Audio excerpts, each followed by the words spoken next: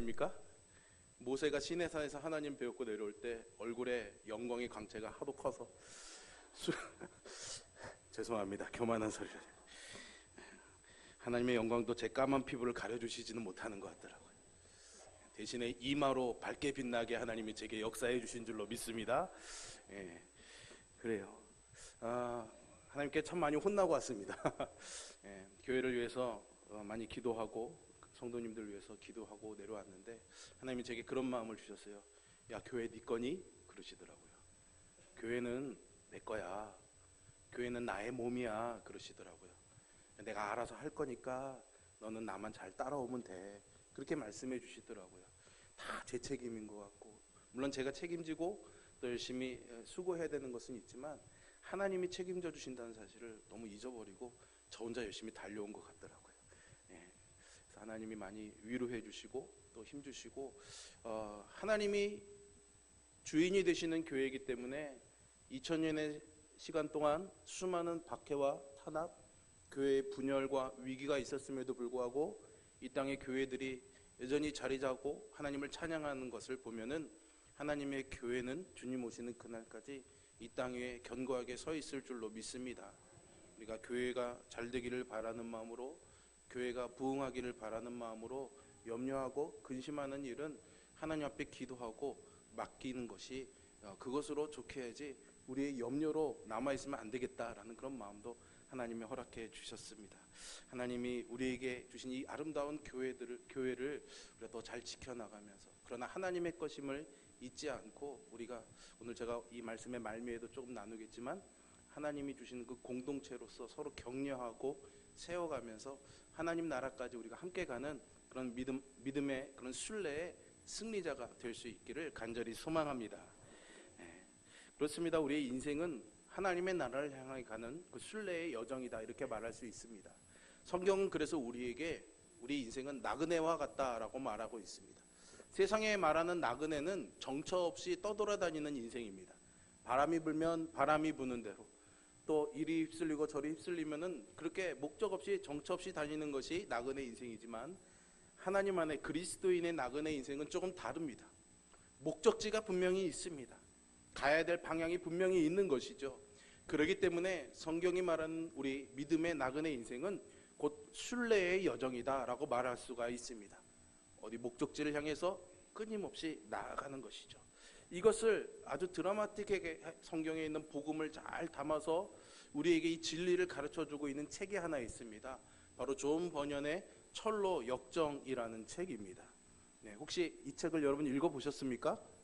읽어보신 분도 있고 안 읽어보신 분도 있을 것 같아요. 저는 고등학교 때 읽은 기억이 있습니다. 근데 요즘 이 책을 좀 다시 한번 읽어야겠다 그래서 조금씩 읽기 시작했습니다. 그래서 제가 여름부터나 아니면 여름 지나고 나서부터 오후 예배 때는 이 철로 역정을 가지고 여러분들과 함께 좀 말씀의 은혜를 나누려고 합니다. 철로 역정은 신구약 성경에 있는 복음의 진리를 담아서 그것을 이야기체로 우리에게 아주 정말 실질적으로 또 몸에 와닿게 잘 전해주는 또 다른 성경이다, 이렇게 말할 수도 있습니다. 어떤 많은 신학자들은 이 철로 역정을 제2의 성경이다, 이렇게 말하기도 합니다. 그래서 읽어보신 분들은 책꽂이에 먼지 쌓여 있는 책을 한번 툭툭 털어서 한번 더 읽어보셨으면 좋겠고요. 아직 읽어보시지 않은 분이 있다면은 꼭 자기 돈으로 사셔서 책을 읽어보시기를 바랍니다. 이 철로 역정의 내용은 그렇습니다. 크리스천이라는 주인공이 이제 멸망의 도시를 떠나와서 하늘의 도시, 하나님 나라를 향해서 가는 그런 여정을 담고 있습니다. 그 여정에 여러 가지 우리가 인생에 만날 수 있는 그런 것들을 은유로 한 도시들, 그런 사람들, 위기들을 잘 극복하고 넘어가서 하나님 나라에 간다는 내용이 1부의 내용이고, 2부의 내용은 그 내용을 조금 해석해 주면서 그의 아내였던 크리스티나가 다시 또 천성을 향해서 가는 여정을 담고 있습니다. 오늘 그 내용의 일부를 조금 발췌하고 오늘 말씀, 우리가 읽은 본문의 말씀을 같이 접목해서 순례자로서의 우리의 여정, 우리의 정체성을 다시 한번 확인해 보는 그런 시간이 되었으면 합니다. 이 철로 역정의 내용 가운데 그런 게 나옵니다. 이 크리스천이 이 여정을 잘 해나가서 마침에 이제 천성에 거의 다 도달하게 됩니다. 그 마지막 여정에 기쁨의 산이라는 데 올라가게 돼요. 그 기쁨의 산에 올라가서 목자들과 이야기를 하는 가운데 목자들이 이런 말을 합니다. 많은 사람이 길을 떠나지만 정작 이 산까지 도달하는 사람은 아주 드뭅니다 라고 말하죠. 오늘날에도 많은 사람들이 교회를 다닙니다. 하지만 그들이 다 목적지에 도착하는 것은 아니지요. 왜 이런 문제가 생길까요, 여러분? 가장 심각한 문제는 착각을 하고 있기 때문입니다. 무슨 착각이냐? 이 땅이 우리의 목적지라는 치명적인 착각입니다. 물론 마음의 생각은 그렇지 않아. 나는 하나님 나라 바라봐. 그렇게 마음에 우리의 목적지가 있다라고 생각하지만 그건 그냥 생각일 뿐입니다, 여러분. 중요한 것은 우리의 삶의 태도를 보아야 됩니다. 하나님 나라에 우리의 소망이 있다면 우리의 삶의 태도도 거기에 있어야지 됩니다. 그런데 사실 여러분들의 삶의 모습을 보십시오. 과연 하나님의 나라에 대한 것들에 우리의 시간을 얼마큼 드리고 있는지, 아니면 이 땅에서 쌓아두고 살아갈 것들에 대한 시간을 투자하는 시간이 과연 얼마나 되는지 말이죠. 한번 가늠해 보시면은 우리의 마음은 그렇다 할지라도 실제 우리의 삶은 어떤지를 우리가 분별할 수가 있을 것입니다. 사실 대부분의 많은 사람들이 이 순례의 길을 떠나지만은 우리의 목적지를 천성에 두기보다는 이 땅에 자꾸만 두려고, 또 그렇게 두고 살아가면서도 여전히 순례의 길을 걸어간다고 생각하는 사람들이 많습니다. 여러분, 순례자가 목적지를 향해서 나가다가 여기가 우리의 목적지다라고 생각하면은 사실은 그 순례는 끝이 납니다. 이런 착각을 하는 사람들은 그런 순례의 여정을 가는 사람들이 아니죠. 이 땅에 소망을 두는 사람들은 원하는 것들, 추구하고 살아가는 모든 것들이 결국 이 땅에 있는 것들 뿐입니다. 여러분, 우리가 어디 여행을 가시면은 여행을 가실 때 뭐는 기념품이나 뭐 선물들을 사오시지만 거기서 가구를 사시지는 않습니다. 그죠? 예, 제가 처음 미국 여행 갔을 때 베스트바이라는 우리 하이마트 같은 전자제품 싸게 파는 데 갔더니 좋은 게 너무 많더라고요. 그래서 집에다 조금 놓는 홈 오디오 세트가 너무 싸게 나왔길래 욕심에 샀습니다. 근데 이놈의 거를 배낭을 메고 이거를 들고 다니고 비행기를 몇 번씩 옮겨 타고 다니면서 얼마나 고생을 했는지 모릅니다. 예, 사지 말아야 될 걸 제가 샀죠. 예, 욕심 때문이었습니다. 결국 여행에 우리의 이 땅에 소망을 두지 말고 살아야 되는데 이 땅에서 누릴 것들에 소망을 두고 욕심을 내다 보니까 그 여정이 자꾸만 고될 수밖에 없습니다. 크리스천에게도 사실은 이 여정의 길에 사실 등에 무거운 짐이 하나 지워져 있습니다. 이 짐이 무엇이었는지는 여러분들이 책을 보시고 그 내용을 확인해 보시면 되겠습니다. 어쨌든 말은 그렇게 안 할지라도 여기가 천국이라고 여기면서 살아가는 착각이 결국은 목적지까지 우리를 안내하지 못하게 합니다. 여러분들은 과연 어떻습니까? 한번 질문을 던져보고 싶습니다. 여행을 할 때 일어나는 가장 큰 실수가 무엇이냐 하나를 짚어보자면 지도를 잘못 보는 것에 있다라고 말할 수 있습니다. 열심히 가기를 원하지만 지도를 잘못 보면은요, 원하는 목적지에 도착할 수 없고 오히려 더 목적지에서 멀어지는 경우들도 있습니다. 이것을 단지 시간을 허비하는 것으로 여기면 괜찮겠지만 끝내 목적지에 도착하지 못하게 되는 경우도 발생할 수 있습니다. 지도를 잘못 보면은 여행을 망칠 수밖에 없겠지요. 우리가 살아가는 신앙의 여정에서 우리가 만나는 많은 일들이 있습니다. 그리고 우리가 경험하는 일들이 있는데 그런 것들의 의미들, 그리고 우리가 걸어가야 될 그 길들에 대해서 성경은 분명히 우리에게 가르쳐주고 있습니다. 주님의 말씀은 내 발의 등이요 내 길에 빛이 되어 주십니다 라는 고백처럼 말이죠. 그래서 성경은 이러한 철로 역정을 가는 성도들에게 절대적인 지도가 됩니다. 이 지도가 없이는 이 여정을 계속해 나갈 수 없을 뿐만 아니라 간다고 해도 목적지에 도착할 수가 없겠지요. 사실은 여러분, 지도가 없기 때문에 방황하는 게 아닙니다. 지도가 있음에도 불구하고 그 지도를 잘못 보기 때문에 길을 잃어버리는 경우가 더 많죠. 너무나 많은 사람들이 성경을 자기 마음에 좋은 대로 해석하고 듣기 좋아하는 구절만 마음에 담아둔 채로 또 그렇게 교회를 또 선택하기도 합니다.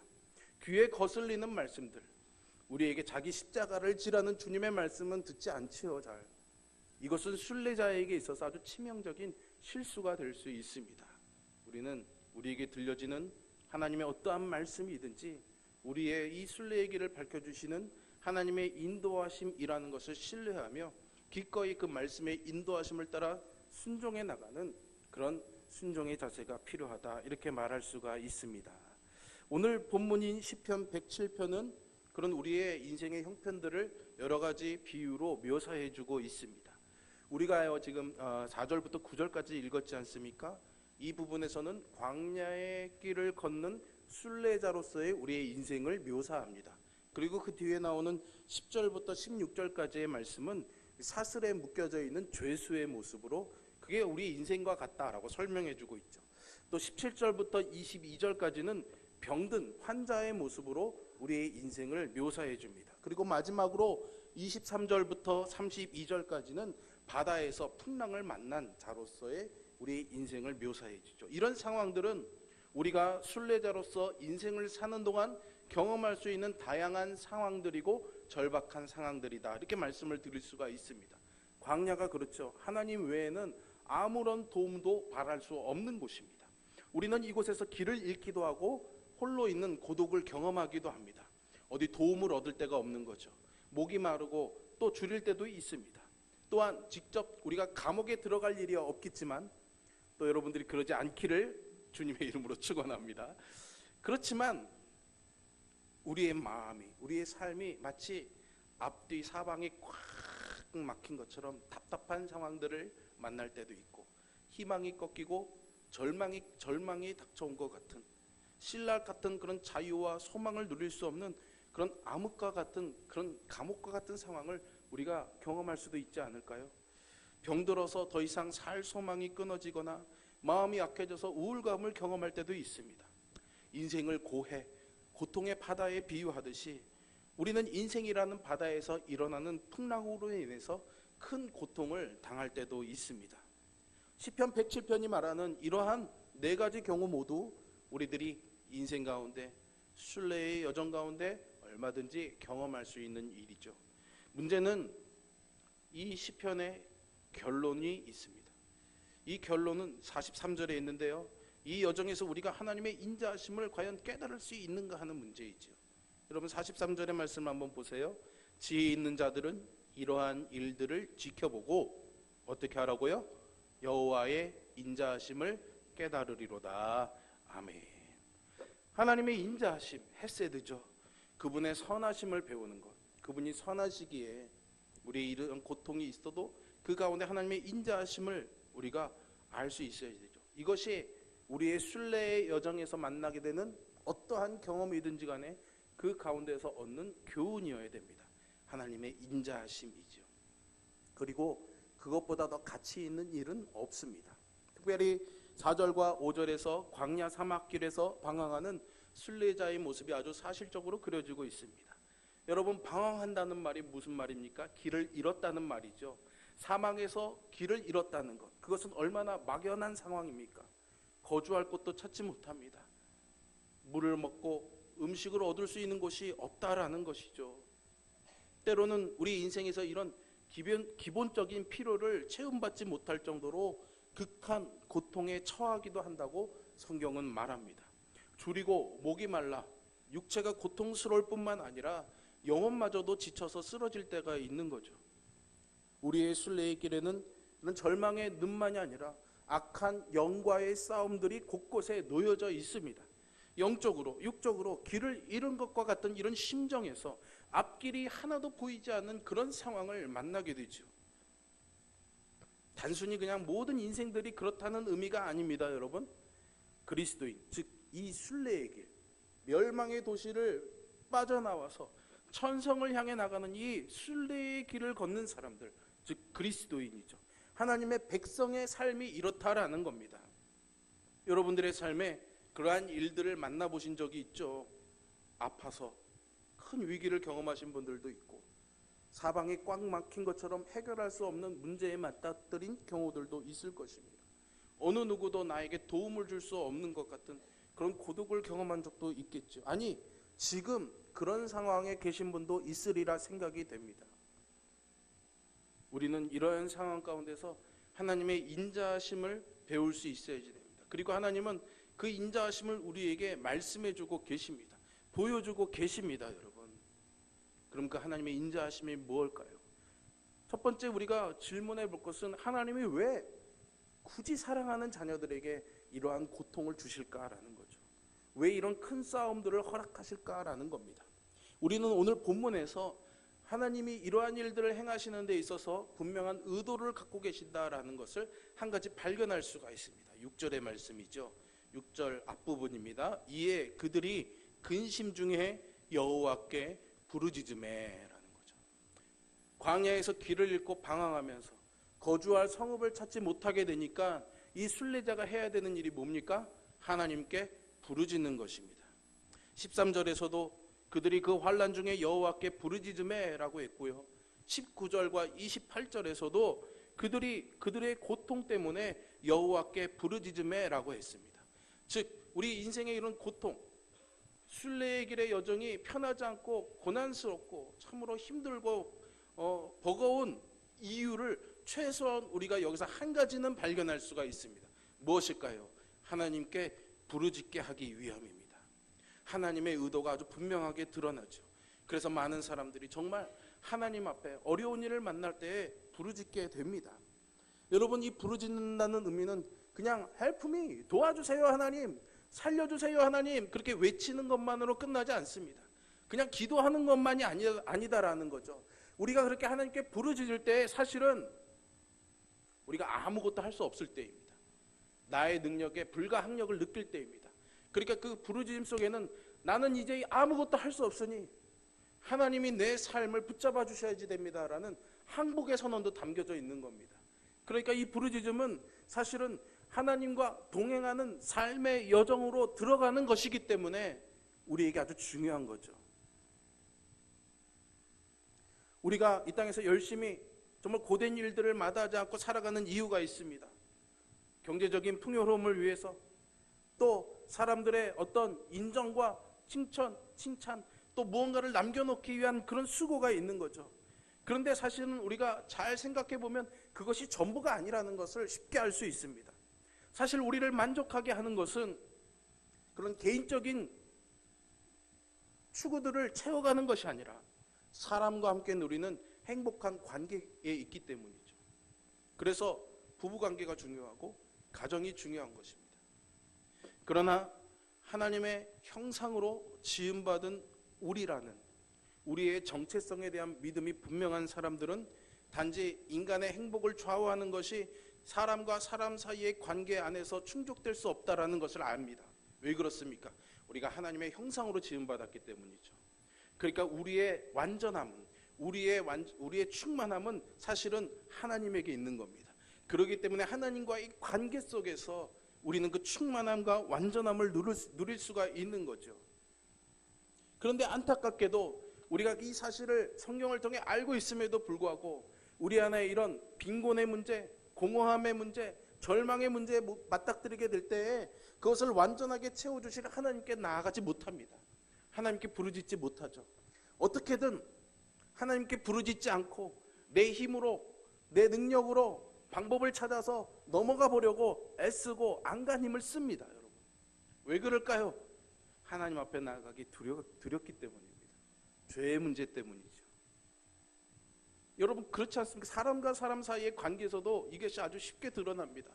개인적으로 친밀한 이웃이 있다고 생각해 보십시오. 그런데 내가 어느 날 그 이웃에게 큰 실수를 하게 됩니다. 미안하죠. 잘못했죠. 그러면은 평상시에는 아침에 일어나서 그래도 김치라도 하나 갖다 주고 뭐 이렇게 나눠 먹고 이렇게 살갑게 다가가던 그 걸음이 이제 무뎌질 수밖에 없습니다. 찾아가는 게 불편해지죠.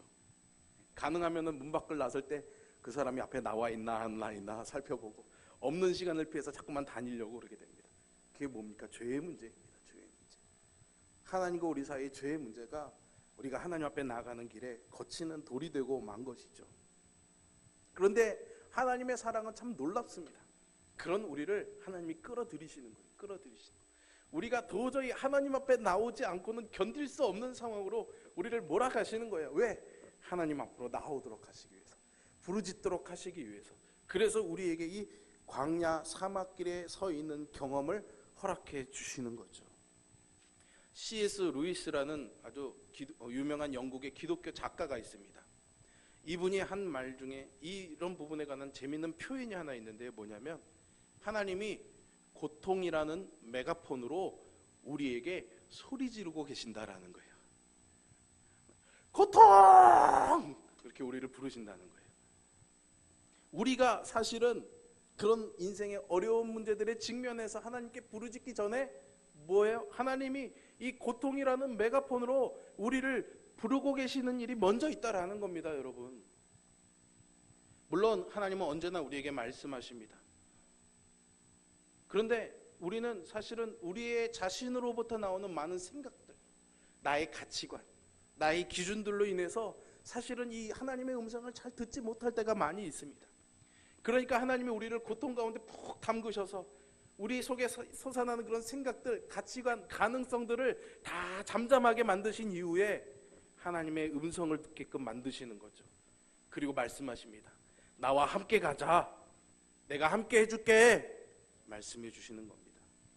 우리가 부르짖는 기도는 바로 이 하나님의 음성을 듣는 것입니다. 여러분, 우리의 순례의 여정은 결코 혼자 가는 길이 아닙니다. 하나님과 동행하는 길이죠.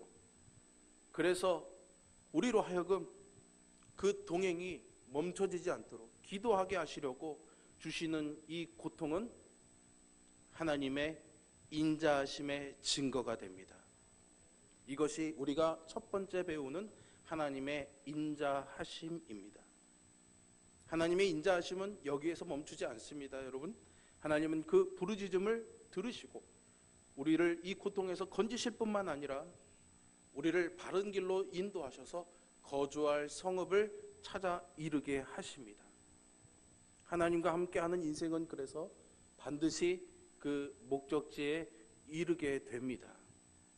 그 신비한 약속이 오늘 본문 뒤에 나오는 29절과 30절에 나오죠. 그러면 오늘 찬양대의 찬양이 이 말씀에 근거한 찬양일 수도 있습니다. 여러분 한번 같이 한번 읽어볼까요? 29절과 30절의 말씀입니다. 같이 목소리를 내서 읽겠습니다. 광풍을 고요하게 하사 물결도 잔잔하게 하시는도다. 그들이 평온함으로 말미암아 기뻐하는 중에 여호와께서 그들이 바라는 항구로 인도하시는도다. 아멘. 얼마나 멋진 표현입니까, 여러분. 파도가 확 일어나고 바람이 불고 배들이 막 표류할 수 있는 그런 상황인데 하나님이 그 험한 바다의 풍경과 광풍을 지나서 우리를 평온케 하셔서 우리 인생의 배를 우리가 소원하는 그 항구로 인도하신다라는 거죠. 하나님은 이 말씀을 통해 당신의 자녀들에게 평안함이라는 선물을 허락해 주십니다. 파도가 일고 길을 잃은 것 같지만 우리의 인생의 배가 반드시 하나님이 그 소원의 항구로 인도하실 거라는 확신이 있다면 큰 파도가 일어나도 길이 보이지 않아도 우리는 평안을 누릴 수가 있는 것이죠. 저와 여러분에게 이 평안이 넘치기를 주님의 이름으로 축원합니다. 이렇게 볼 때 우리의 그리스도인의 삶은 광야의 사막길을 걷는 일이 없고 흑암과 사망의 그늘 아래 앉는 일이 없고 질병으로 인하여 사망의 문에 이르는 일이 일어나지 않고 풍랑을 만나지 않는 삶이 아닙니다. 그런 것들은 분명히 있습니다. 그게 우리의 실존이고 현실입니다. 피해갈 수 없는 문제이죠. 그런데 놀라운 것은 이 소망과 확신이 있으면 그것이 우리의 인생을 넘어뜨리는 문제가 되는 것이 아니라 극복할 수 있는 문제가 된다라는 거죠. 아니, 문제조차도 되지 않겠죠. 또한 그런 일들이 일어난다는 것은 하나님이 우리들을 버리지 않고 돌아보신다는 증거가 되기도 합니다. 하나님의 백성은 그래서 어떠한 상황에도 평온함을 인하여 기뻐하는 중에 소원의 항구에 도착하는 사람들입니다. 철로 역정의 주인공인 크리스천도 천성에 도달하기 위해서 많은 환난과 수고를 감당해야만 했습니다. 그러나 그는 그런 환난과 수고를 지난 후에 마침내 천성으로 인도함을 받습니다. 이것이야말로 오늘 우리가 8절에서 읽은 여호와의 인자하심과 인생에게 행하신 기적이라 말할 수가 있을 것이죠. 여러분들의 삶에 이런 하나님의 인자하심, 그리고 하나님의 천성으로 인도하기 위해 베풀어 주시는 하나님의 기적이 넘치는 그런 인생이 되시기를 주님의 이름으로 축원합니다. 우리가 순례의 길을 가는 동안 깨닫게 하시는 하나님의 인자하심은 또 있습니다. 그것은 우리의 순례의 길을 해주시는 교회입니다. 우리가 가는 이 길은 결코 혼자 가는 길이 아니다. 하나님이 함께 하시는 길이라는 것을 분명히 말씀을 드렸습니다. 더불어 하나님은 우리와 함께 할 동반자도 만들어 주십니다. 허락해 주시죠. 크리스천이 천성을 향해 갈 때에도 그에게 믿음과 소망이라는 동반자가 있었습니다. 2부에서 그의 아내인 크리스티나가 여행을 떠날 때에도 자비하심과 담대, 여러 사람의 동행이 있었기 때문에 그들이 순례의 길을 갈 수 있었던 것이죠. 뿐만 아니라 이 순례의 여정 가운데서 아름다움의 집에서도, 기쁨의 산에서도, 그리고 가이오의 집에서도 풍성한 교제와 그런 기쁨을 누리게 하십니다. 이런 것들이 다 사실은 지금 우리의 삶에는 하나님의 교회를 상징하는 그림이죠. 교회는 하나님께서 순례의 여정을 가는 우리들에게 천국의 교제를 맛보게 하시려는 선물입니다. 오늘 본문은 이스라엘 백성들이 지나는 그 광야의 교회를 우리로 하여금 상상하게 합니다. 그들은 교회였습니다. 한 사람 한 사람 부름받은 것이 아니라 민족으로, 공동체로 부름을 받은 거죠. 왜 그랬습니까? 광야의 길이 힘들었기 때문입니다. 물론 그 안에 싸우는 일도 있고 하나님께 반역하는 일도 있었지만 하나님은 민족으로 부르셨습니다. 공동체로 부르신 거죠. 그건 아주 중요한 의미가 있습니다. 그들이 혼자가 아니라 공동체로서 하나님의 백성으로 부름받았듯이 오늘 우리도 이 신앙의 여정을 갈 때에 하나님이 우리를 교회라는 공동체로 불러주셨습니다. 그래서 순례의 길을 가는 사람들이 서로 모여서 그들이 서로 하나님의 말씀에 인도하심을 받고 또 서로 격려해 가면서 갈 수 있도록 홍천 성결교회를 우리의 삶에 허락해 주신 줄 믿으시기를 바랍니다. 그리고 우리를 여기에 불러주신 줄 믿으시기를 바랍니다. 내가 선택한 것 같지만, 내가 교회를 정한 것 같지만 사실은 하나님이 여기에 여러분들을 보내주셨습니다. 여러분들에게 가장 맞는 교회로 보내주신 거죠.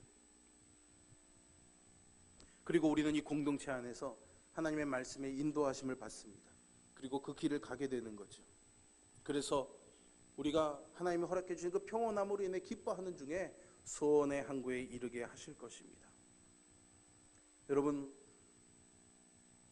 많은 고생과 어려움을 겪고 순례의 길을 걸어왔던 순례자들이 이제 이 죽음의 강 앞에, 자신의 인생의 마지막 앞에 있게 될 때 그들이 누렸던 평안함을 한번 상상해 보시기를 바랍니다. 아마 오늘 본문의 말씀처럼 그들이 이제 하나님의 천성을 바라보면서 여호와의 인자하심과 인생에게 행하신 그 기적으로 말미암아 그를 찬송할지로다. 내가 한 것이 아니라 하나님이 나를 여기로 인도하셨습니다. 그런 고백이 되어지지 않겠습니까? 우리는 다 멸망의 성을 떠나 하나님의 천성을 향해 나가는 순례자들입니다. 그 길을 이제 막 출발한 분들도 있을 테고, 수많은 역경을 거치면서 열심히 달려가는 분도 있을 테고, 이제 마지막 그 천성에 다 도달한 분들도 있을 것입니다. 어느 분이든 이 순례의 길을 출발한 분들이라면 몇 가지 사실을 잊지 말고 이 길을 걸어가시기를 바랍니다. 첫 번째는 포기하지 마시기 바랍니다. 아까 처음에 기쁨의 산의 목자들의 이야기처럼 많은 사람들이 이 길을 떠나지만 사실은 천성에 도달하는 사람들은 많지 않습니다. 출발한다고 다 목적지에 가는 것은 아니죠. 그러므로 여러분 포기하지 마시기를 바랍니다. 포기하고 싶은 때가 생깁니다. 철로역정의 주인공인 크리스천도 처음 여행을 떠날 때 온순이가 함께 동행합니다. 온순이가, 이름 이쁘죠? 온순이. 예. 그런데 절망의 늪에 금방 빠져버리고 맙니다. 그러니까 이 온순이가 어떻게 해서 절망의 늪을 빠져나와서 이 크리스천에게, 야, 이게 네가 말한 행복이냐? 너 따라갔다는 내가 무슨 일을 만나게 될지 모르니 난 이제 이 길을 안 갈랜다. 그리고 집으로 돌아가 버립니다. 크리스천은 어떻게든 이 절망의 늪에서 빠져나와서 가던 길을 가려고 몸부림을 치지만 나올 수가 없습니다. 그때 누가 찾아옵니다. 도움이에요. 도움이라는 애가 찾아와서 이 크리스천을 절망의 늪에서 건져줍니다. 그렇습니다, 여러분. 우리의 신앙도 출발을 하면 절망의 늪을 만나게 됩니다. 그러나 그곳에서 조금만 더 버티면, 온순이처럼 돌아서서 가지 않고 버티면은 하나님의 도움이 와서 우리를 절망의 늪에서 건져내 주실 줄 믿으시기를 바랍니다. 그러니 무슨 일을 만나도 포기하지 마시기를 바랍니다. 그리고 좁은 문으로 들어가 십자가를 대면해야 됩니다. 이 철로 역정의 길은 사실은 좁은 문들을 거쳐가며 좁은 길로 가게 되어 있는데요, 이 좁은 길에 옆에 담이 이렇게 있습니다. 근데 여기를 담을 넘어 들어온 사람들이 있습니다. 좁은 문으로 안 들어오고 담을 넘어 쉽게 들어온 사람들이 있죠. 그들의 이름이 허례와 위선입니다. 뭔가 겉으로는 다 갖춘 것처럼 보이는 거죠. 우리 오늘날의 교회에도 이 허례와 위선의 옷을 입은 사람들이 많습니다. 담을 넘어 들어오는 것이 좁은 문으로 오는 것보다 훨씬 쉽다고 말하고, 많은 사람들이 그렇게 해와도 아무 문제 없이 잘 산다고 말합니다. 좁은 문을 통과해 오든 담을 넘어 오든 어쨌든 이 길을 가고 있으니까, 나도 양심에 따라 잘 살고 있으니까 별 문제 없다라고 말하죠. 그러나 이러한 태도를 우리는 조심해야 됩니다. 우리가 교회를 얼마나 많이 다녔든지, 얼마만큼의 무언가를 누리든지 간에, 사실은 우리가 얼마나 양심에 따라 살았든지 간에, 우리가 거듭나지 않으면, 좁은 문으로 들어가지 아니하면은 천국을 볼 수 없습니다. 우리는 좁은 문으로 들어가 십자가의 주님을 만나야지 됩니다. 좁은 문으로 들어가는 일은 먼저 하나님의 말씀을 통하여 나의 죄를 깨닫는 데서 시작합니다. 거기서 죄 사함과 회개의 그런 믿음으로 말미암아 하나님의 자녀가 되는 은혜를 입는 자리로 우리가 나아가야 되는 거죠. 그러기 위해서는 구원을 우리가 열망하며 그렇게 바라며 하나님의 자비와 은혜를 구하며 살아가야 되는 거죠. 다른 길은 없습니다. 신뢰의 여정은 처음부터 끝까지 하나님이 인도하시고, 하나님이 그런 말씀으로 우리를 인도하십니다. 그래서 오늘 이 예배 가운데도 저를 통해서 하나님이 여러분들에게 말씀하고 계시는 거죠. 그렇기 때문에 말씀이 나누어지는 자리에 있는 사람을 여러분들이 귀하게 여기셔야 됩니다. 저를 귀하게 여기라는 것이 아니라 여러분들에게 말씀을 전해주는 그 누군가를 항상 귀하게 여기셔야 됩니다. 그러나 사람이 주인공이 되어서는 안 됩니다, 여러분. 사실은 그 너머에 있는 그리스도를 바라보아야지 됩니다. 히브리서의 기자는 그래서 믿음의 주요 또한 온전케 하는 이인 예수를 바라보자, 우리에게 권면하고 있습니다. 여러분, 순례의 길의 모든 순간에서 여러분들의 시선을 항상 그리스도에게 두시기를 바랍니다. 그럼 사람 때문에 실망하는 일도 없습니다. 환경 때문에 실망하는 일도 없습니다. 사건 때문에 절망하는 일도 없습니다. 고난이 닥칠 때, 절망의 늪에 빠질 때, 여러분들의 믿음이 식어버리는 것 같을 그때 그리스도를 바라보시기를 바랍니다. 마귀는요, 마치 우리 마음의 벽난로와 같다면 그 벽난로에서 불이 막 타오르고 있는데 그 불을 끄려고 마치 물을 붓는 것과 같은 일들을 우리에게 합니다. 질병이란 물을 붓기도 하고, 실망이라는 물을 붓기도 하고, 교만이라는 물을 붓기도 하고, 탐욕이라는 물을 붓기도 해서 어떻게든 이 불을 꺼보려고 합니다. 우리는 그런 것들의 영향을 받을 수밖에 없습니다. 그래서 우리의 가슴에 이 불이, 성령의 불이 꺼지는 것 같아 보일 때가 있겠지만 사실은 여러분, 그 불은 결코 꺼지지 않습니다. 왜냐하면 그리스도께서 이 벽난로 뒤편에서 끊임없이 우리에게 기름을 부어주고 계시기 때문이죠. 그것을 우리가 믿음의 눈으로 보아야지 됩니다. 이제 우리 교회와 우리의 인생에 베푸시는 이 하나님의 인자하심과 그분의 그 기적을 인해서 하나님을 찬송하면서 앞으로 여러분들의 순례의 길에 또 우리 교회를 통하여 베푸실 그 하나님의 인자하심과 하나님의 인생에 베푸실 기적들을 우리가 소망해야 하겠습니다. 그리고 이 말씀과 권면들을 기억하면서 행복한 순례자로 걸어가시기를 주님의 이름으로 축원합니다. 함께 기도하겠습니다. 하나님, 두렵고 떨리는 마음으로 하나님의 인도하심의 길에 우리가 걸음을 내딛습니다. 큰 홍해 바다도 요단강도 하나님이 갈라주시고 이스라엘 백성들의 길을 열어주신 것처럼 우리 눈에는 보이지 않는 길이고 우리 눈에는 넘지 못할 바다와 강처럼 보일지라도 하나님이 함께 하실 때 믿음으로 우리가 한 걸음을 내딛게 될 때 하나님이 길을 열어주시고 우리를 인도해 주실 줄로 믿습니다. 하나님의 인자하심과 우리의 인생에 베풀어 주시는 하나님의 기이한 일들이 언제나 우리의 삶 가운데 약속되어 있음을 기억하면서 고통 중에도 하나님을 부르짖으며 그리스도를 향한 우리의 시선을 놓치지 않고 이 행복한 순례의 길을 걸어가는 우리 모두가 되게 역사하여 주옵소서. 예수님의 이름으로 기도합니다. 아멘. 379장 찬송하시면서 봉헌하겠습니다.